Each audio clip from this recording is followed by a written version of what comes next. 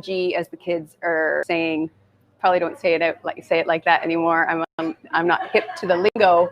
But we are live here at Rythmia. I'm so excited. Stefan is laughing at me because I'm 40 apparently, and I don't know what's cool anymore. What I do know is cool is that Rythmia is open, you guys. We are open, and we have our round of guests checking in right now. As we had an amazing week last week. Incredible, fabulous group. Kick off our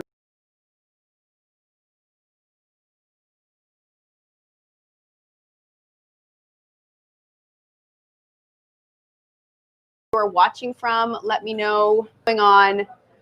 I've got Mindy watching. I was just wondering because it says 0 here, but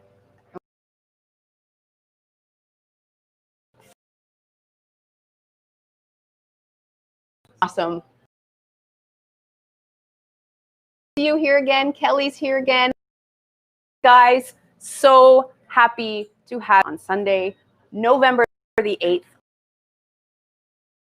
Already rounding out to the end of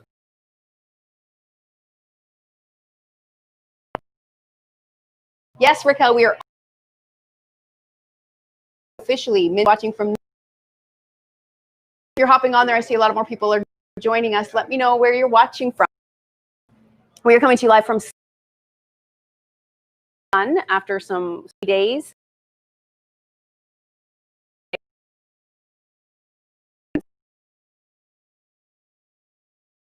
Which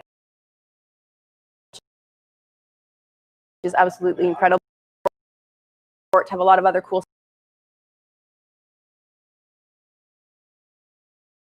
ice baths, breath work, and the Wim Hof method, which is we also have built an amazing program around the plant medicine that includes yoga. It includes our own breath work that Rythmia has developed. It includes a dance of liberation class, which is a blindfolded dance class, moving meditation. It includes massages and colon cleanses and inspirational, motivational talks. It includes holistic support by our awesome wellness team and medicine support team. It also includes a lot of plant-focused organic farm-to-table food curated by myself and executed by my amazing team here at Rythmia. And today we're going to be doing 2 recipes that I'm stoked to be sharing with you guys with Thai inspiration. We've got, who do we say here? Raquel is watching from Arcata. Whoa, the audio is really choppy. I've got some people telling me here. Neil is saying he's live from Alberta, Canada. Kelly's saying she's watching from Incline Village, Lake Tahoe. Awesome. And Mindy can't wait to come. Well, we can't wait to have you guys. We cannot wait to have you guys here. So this recipe here, a couple of recipes we're doing here today are Thai inspired. You may have gathered by the name of our live today, and they're really, really easy. I've got a couple of pieces of equipment here. These are high-end kitchen versions. If you have a food processor or a blender at home, you could do both of these recipes. And then I've got a little cooktop here in place of a stove. So it's gonna be really simple. In the weeks to come, I'm gonna be rolling out a new version of my face. I'm still working on a title, but it's going to be signs of miracle meals and musings with me. And I'm gonna be doing a little bit of a talk at the beginning of all my lives, just touching on things that have inspired me over the week. Meditations that have been really working to help connect me to spirit. It's going to be topics of discussion, everything around body image, food relationship, to just spirituality and own holistic wellness. So that's going to be rolling out next week. And I'm super excited to have you guys join me for that. If there's any recipes or themes that you would like to see, please let me know. I've got Juan watching from Puerto Rico. Awesome. Raquel says one day I'll be there. Laura's watching from San Jose, California. So fun. Oh my gosh, I'm overwhelmed. There's so many messages here. Desiree says, thank you very much. Old Hayfield, Northern California. Awesome. Yeah, so I'm excited. So if there's anything you guys want to hear me speak about, whether it's food related or not, please shoot me a message and I will add it to my list. I've got a really long list of topics coming forward in the future, including recipes and just other avenues of discussion. So let's get to the recipe, shall we? The first thing I'm going to show you is a version of hummus. And this is a hummus that I really like to make at home. It was part of a course that I did. And I just want to show you guys real quick how it works. So I'm in my food processor here. Now you could use a blender. And people often ask me, what's the difference? Why would I use a food processor? Hey, my mom just joined. Hi, Terry Pearson. Mother coming to me live from southwestern Ontario, Canada, where it is far too cold for me right now. I'm grateful to be back here in Costa Rica, where it is hot, hot, hot. Katie is, oh, hey, Katie Redford. She's watching from Calgary, where she says it is cold. Yes, do not miss that. We have a lot of people from Canada here this week, actually, because our guest speaker, Giovanni, is from Toronto. So we have a lot of Canadians representing right now. So people, back to the food topic, people ask me, why do I need a food processor and a blender? All the time people ask me that, because when people ask what are the most important kitchen equipment, I always say first and foremost, a really good kitchen knife, a chef's knife, and then a food processor and a blender if you can afford it. If not, I go with a really, really great blender. But food processors are really great for recipes that aren't so liquid in nature. Obviously, a blender is great for making things like smoothies and pureeing soups and salad dressings and stuff.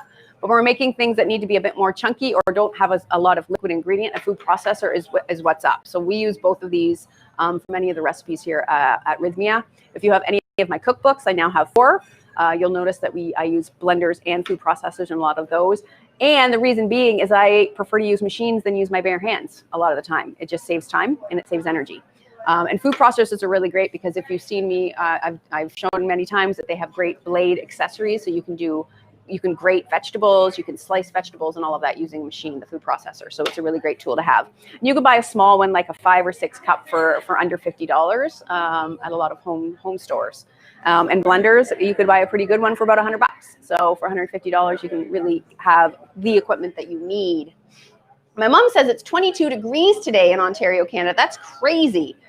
Levi Moody, my baby daddy and partner in life, is joining. Him and my daughter, Kobe Grace, who are at home having daddy-daughter day, are watching. I've got a new watching from Brisbane, Australia. Amanda says she loves hummus. Well, have I got a recipe for you? Because this is a different take. My daughter likes hummus. She doesn't eat a lot of vegetables, so I have to mix up the different ways that I serve hummus to her. I mix pesto in it, and she really loves it. She also really loves peanut butter, so that's the theme of this hummus here today. So what is the base of all hummus recipes? Chickpeas. So I've got about 2.5 cups here of cooked garbanzos or chickpeas. You can use canned. I would just recommend that if you're going to use canned garbanzos that you come in and buy the cans that are BPA free. Cooking them yourself saves money. I mean, garbanzos aren't expensive to buy, but if you cook them yourself, it just you get a lot more bang for your buck. And they're for me, I like that I can cook them as soft or as hard as I want when I'm doing it myself. But I've got about 2.5 cups here in my kitchen cooked for me this morning, and they're cooled. So 2.5 cups. The next ingredient, and I've already mentioned it, is peanut butter. So I'm going to add in about 1/4 cup to 1/2 cup of peanut butter, and this is going to give a really great creaminess to this recipe and a beautiful flavor. So I'm going to be generous and put in about 1/2 cup. And this is what I really love about food processors is you just dump everything in and it's going to do all the work for us here. So this is just an peanut butter. There's no added oils, no added salts, no added sugars. I buy it in bulk and then I just put it into a little jar at home. You could also use almond butter if you wanted to, if you prefer almonds and you don't eat peanuts. I know a lot of people don't. Peter's asking, what am I preparing? I am doing some Thai-inspired recipes. This is going to be a Thai hummus, and I'm going to be doing a Thai soup in a moment. Raquel says it's cold in the redwood forest. Yes, 'tis the season, right? Christmas trees are popping up here in Costa Rica already. Our local mall, every year they wait for Halloween, and the day after Halloween they put up the Christmas trees. So I think it's hilarious, and I still think it's hilarious after 7 years of living here, seeing Christmas trees with palm trees. It's the weirdest thing. Okay. How long do we cook the chickpeas for? So that's a good question. Most beans cook, as long as you soak them in about an hour and a half tops.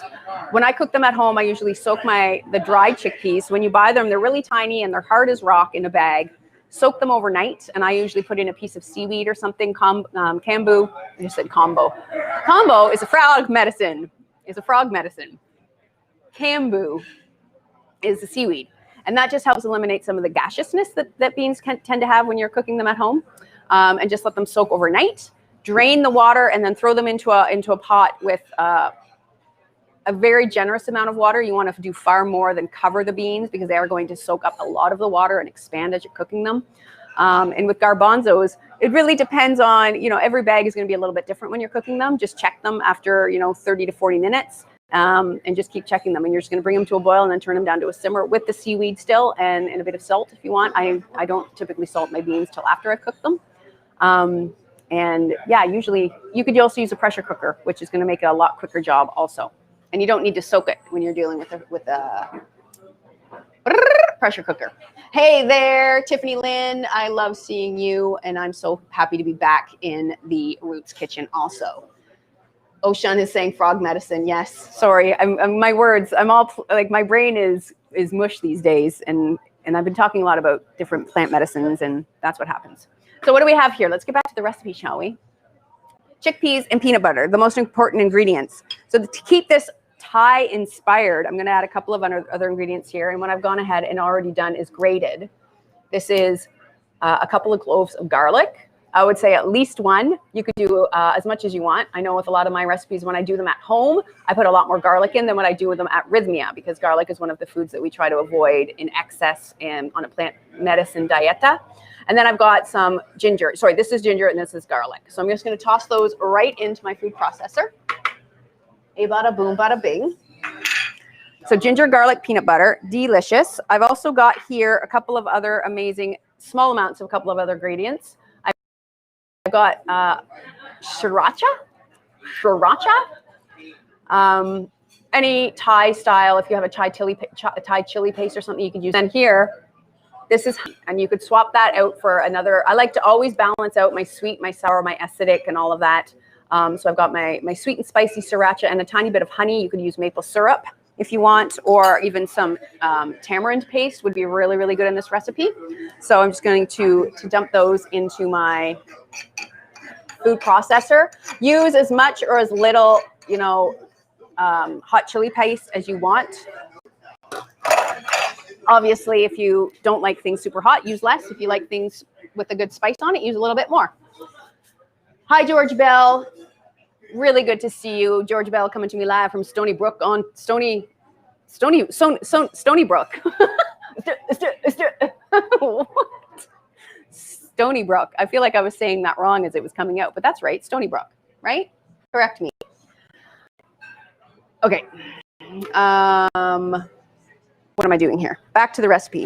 So the next thing I'm going to add in is a bit of olive oil, typical hummus ingredient. I'm going to be careful in pouring this because, whoops, I had a bug in there, but the bug got into my recipe, but that's okay because I'm going to be eating it. It was just a little fruit fly, little added protein. And another typical ingredient in hummus is tahini. So I've got here just some organic tahini with lots of the oil, because the oil is going to really help make this hummus extra creamy and emulsify and fluff it up a little bit. So I'm going to dump that in. This is about a half a cup. The more tahini or peanut butter or almond butter or whatever that you're putting in here, the creamier your final version of the recipe is going to be. So you can also play with that a little bit. I've got some lemon juice, just a little bit of lemon juice.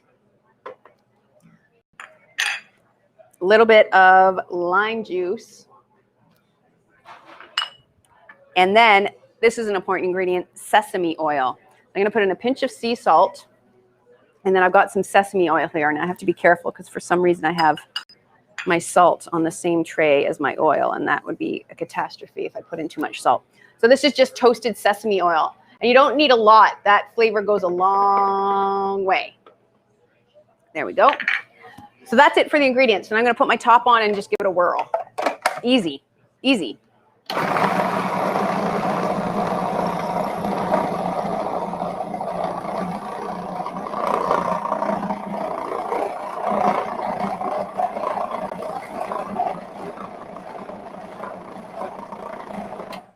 So I have someone here saying, did you say galleta? So galleta, Spanish for cookie or cracker. I was saying dieta. Now, to be official, and I have someone else here showing me pronouncing dieta. I'm not talking about the actual plant medicine dieta. Like that is when you go into the forest and you actually interact with the plants and you're eating different plants and on a very strict actual food diet. And becoming into relationship with the technology of the plants. And that's not what I'm talking about. I'm just talking about the diet, the plant-based, the ayahuasca diet. The foods that we eliminate or restrict in S while you're coming in to do the plant medicine. So I could just say diet. I'm not talking about the actual dieta. So there we go. Now, this is the other great thing about hummus is you can play with the texture. Like this, oh, mamma mia. The texture here is pretty thick. So you could add in some water to thin that out if you're, some people like really runny hummuses. I like mine really thick in texture like this. So I'm just going to keep it as it is. And it is potent in flavor and scent here. Let me just put a little bit here. I'm going to dump some into this. And the beautiful thing about this is it's deceiving because it looks like a regular old hummus. But then when people dip into it, they're like, whoa, what is that? And I could have blended this a little bit more, but I like a bit of texture in my hummus. I don't want it to be completely creamy, especially because I'm using it. I like to use my hummus in different recipes. I'm not just going to always dip vegetables in it. So there it is, really, really easy. To serve it, what I like to do is put a little bit of, this is a bit of cilantro. You could throw some black sesame seeds on top, and I'm going to put a bit of green onions. And that's just going to kind of give people a tip, especially as sesame seeds, that this is not your typical hummus. So people know when they bite into it or dip into it that it's not just going to be a Mediterranean version. So they come to expect that there's going to be something Asian here. So what I've got here is just this really easy final product. There we go. Oh, there you go, Stefan. La, la, la. Easy, breezy, really great with fresh vegetables. Really great as a sandwich spread. Just a really great addition to any Thai-inspired meal as an appetizer, as a bit of a starter, and just to give a little bit more interest to the typical hummus recipe. Peter looks wonderful. Juan says, smell better. You know what? I don't know what people are talking about. Raquel says, that looks me. Thank you. Una galleta is also a slap, apparently. Una galleta in Puerto Rico also means it's like a slap. So that's funny. It's interesting, but there's so many words across the different Spanish and Latin American cultures that mean different things in different countries. When I first moved to Costa Rica, I started learning a lot of Spanish from my friend who was from Mexico. And a lot of the stuff he was teaching me, especially the slang, is very offensive here in Costa Rica. And so I was saying his slang thinking I was being funny. I was actually offending people. So it's interesting. You got to be careful with that. So my next recipe here, I'm going to be using this pot. So in this pot, I've just got a little bit of oil here. Coconut oil is great. Heating up. And we're going to be working on a pumpkin soup recipe that is a little bit Thai inspired. So what I've already gone and done here, I did this morning, is roasted up about 2.5 cups again of pumpkin. So this is going to be the base of our soup. You could use canned pumpkin if that's easier to get. I know this time of year it's typically something that you can find all over the place for all the various pumpkin lattes and things like that. Raquel says you want to take a screenshot of my haircut. That's funny. This is a growing out haircut. I'm trying to grow it. Okay, so I got my oil here heating up. Then I'm going to add in some ingredients to get started here. What I have here is a very small white onion, chopped up, just chopped because we're going to end up pureeing the soup in the end. I'm just going to put that in there so then I'll be able to hear when it starts getting up to heat. So this is just a white onion, and that's going to be the base flavor to get our soup rocking and rolling here. We get the onion warming up here. So this is a recipe also that you can use interchangeably. I'm using pumpkin today just because it's abundant here right now. But you could also use sweet potato. And I've also been really, really in love with butternut squash lately. Butternut squash has been one of my favorite vegetables. I've been making a ton, like almost too much butternut squash soup. So that's why I'm swapping out pumpkin here today. So we got the onions in here, giving a little cook on that. Making sure that my stovetop is nice and hot here. So the pumpkin is ready to go. To the onions here that I've just got browning up in the oil, I'm going to add again 2 really key ingredients if you're doing any sort of Thai-inspired dish. I've got, again, grated ginger and grated garlic. A little bit of green onions here that fell, and that's going to be totally fine. So I'm just going to toss those in. That's going to key flavor base for this recipe. Dun, dun, dun. Beautiful. And I'm not going to be cooking it for too long, so I'm not worried about the garlic burning at this point. I've got a generous amount of oil in there also. I just want to bring out some of that flavor, get rid of some of the pungency of the garlic and the ginger. Because the pumpkin's already cooked, I'm not going to need that much time in the pan here, so I'm not going to be too concerned about it. The next thing we're going to add is some curry paste. Now, I like to use red curry paste for this recipe. Today, I only have the yellow, so I'm just going to use a bit of the yellow curry paste, a couple tablespoons, and of course, my spoon's too big, so I'm just going to use the other end. So look at your recipe, or sorry, the ingredients of your curry paste when you're choosing a curry paste, especially if you're really concerned about it being plant-based. If I know a lot of people that are watching join me because they like the plant-based recipes, and a lot of curry pastes include things like fish oils. Oh, sorry, yeah, fish oils. No, fish sauce and things like that. I don't know why my brain is exhausted. I'm not used to being back at work, so it's been you know, I've been home being a bit of a hermit for 8 months, and now I'm here, and my brain's on a bit.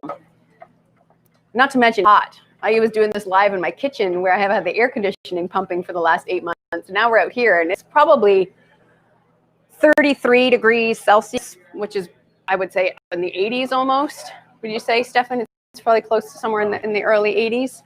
It is hot. So this looks great. I'm cooking, so I'm getting a little bit of a cook on that curry paste. You can see how delicious that looks now. Just the onions, garlic, ginger, and curry paste is a really delicious base to any sauce, to any soup, and it smells divine. I wish you guys could smell it. It's just so easy. Now you can obviously make your own curry paste, but it takes a lot of time and a lot of ingredients, and a lot of ingredients that I have a hard time getting here.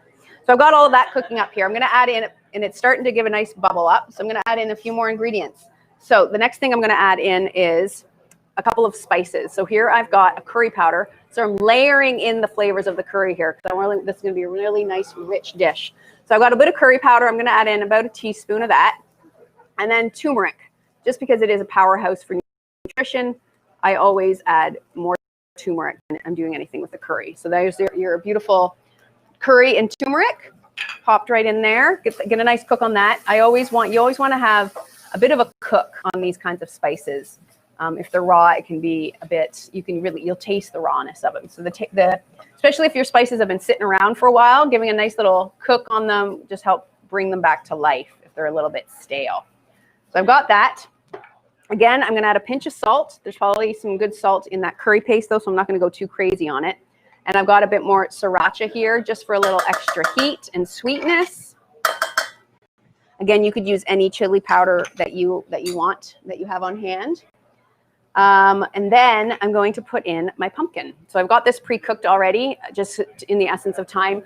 And I wanted the flavor that the roasting process was going to bring out.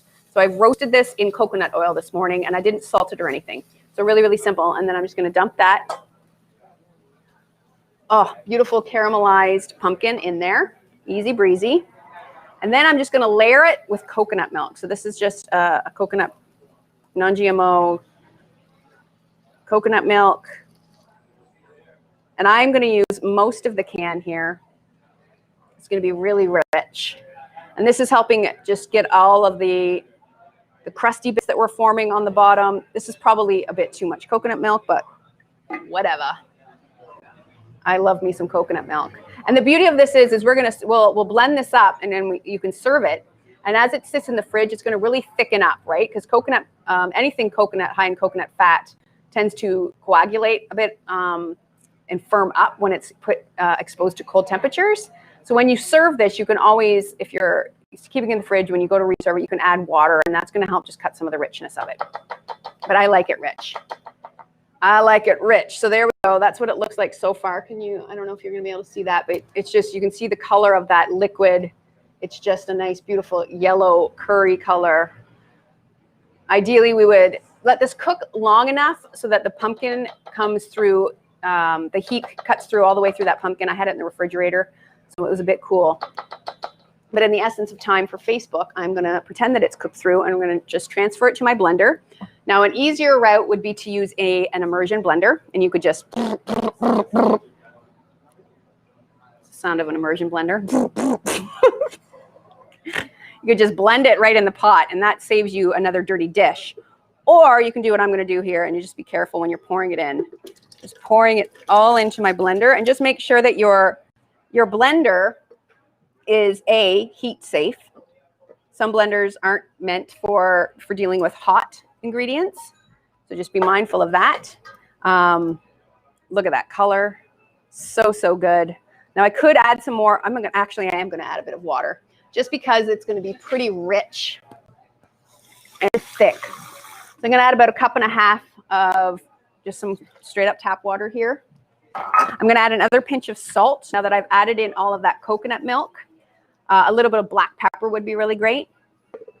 This is going to go off here. And then, like I was saying about your blender, just make sure that your blender is meant to be used with hot ingredients. Otherwise, you could have a big mess on your hand.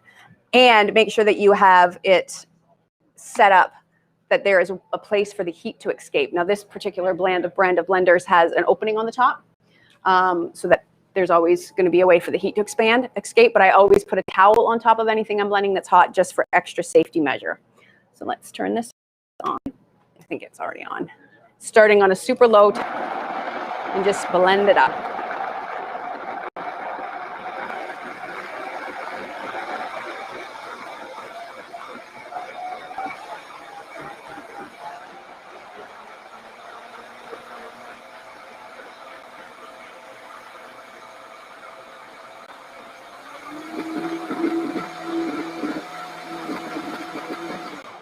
Boom.